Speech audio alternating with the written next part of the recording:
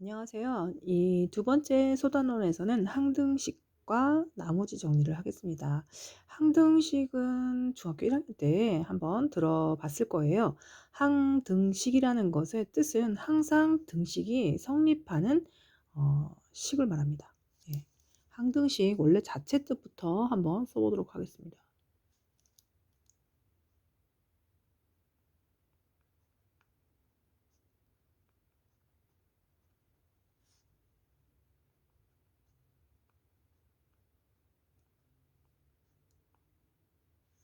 항상 등식이 성립하는 식. 예를 들어서 이런 거죠.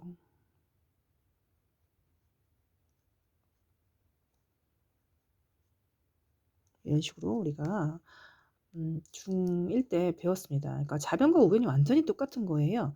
자변은 자변대로, 우변은 우변대로 정리해서 보았을 때 자변의 x의 개수, 그 다음에 상수항이 똑같이 나왔을 때 우리는 이것을 항등식이라고 하죠.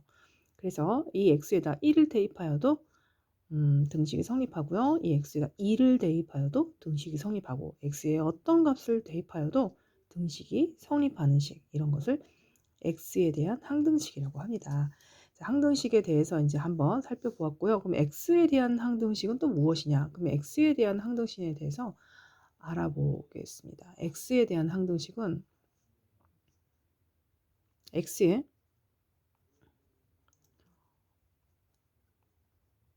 어떠한 값을 대입하여도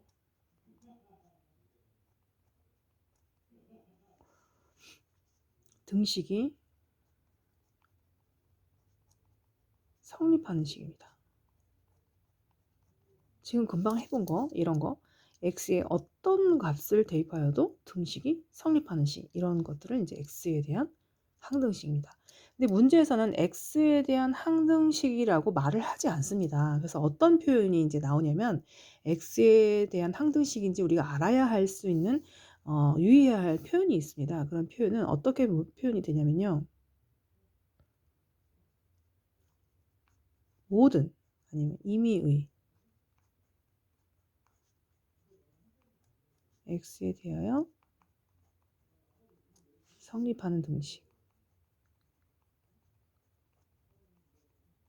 이런 말로 이제 표현이 됩니다. 그러면 이제 우리가 이거는 x에 대한 항등식이구나 라고 생각을 하고, 항등식이라고 생각하고 풀면은 이제 또 문제가 푸는데 쉽게 풀리거든요. 그래서 항등식인지 방정식인지 모르고 풀면 또 이제 어떻게 풀어야 할지 모르기 때문에 일단 항등식이라는 표현이 어떻게 되는지 이렇게 한번 살펴보겠습니다. 또는 두 번째는 이렇게도 표현합니다. x의 값에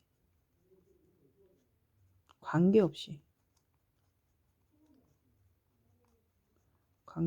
항상 성립하는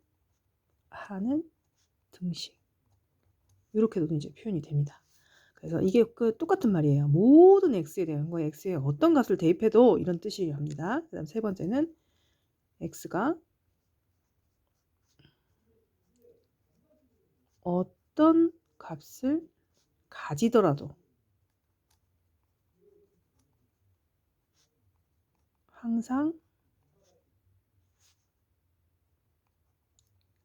성립하는 등식, 이런 표현, 이런 표현이 이렇게 나오기 때문에 여러분이 이런 표현을 연습을 많이 하셔야 됩니다. 어떻게 표현이 되는지, x가 어떤 값을 가지더라도 x의 값에 관계없이 모든 x에 대하여, 아니면 임의의 x에 대하여, 이런 말 나오면 얘는 지금 항등식을 얘기하고 있구나 라고 이제 문제를 풀어 주셔야 됩니다. 그리고 이런 항등식의 성질을 보면은 문제가 그냥 이렇게 등식이 나오고요. x에 대한 항등식이란 말이 주어집니다. 그러면 이 x에 어떤 값을 대입해도 이제 등식이 성립한다는 거예요.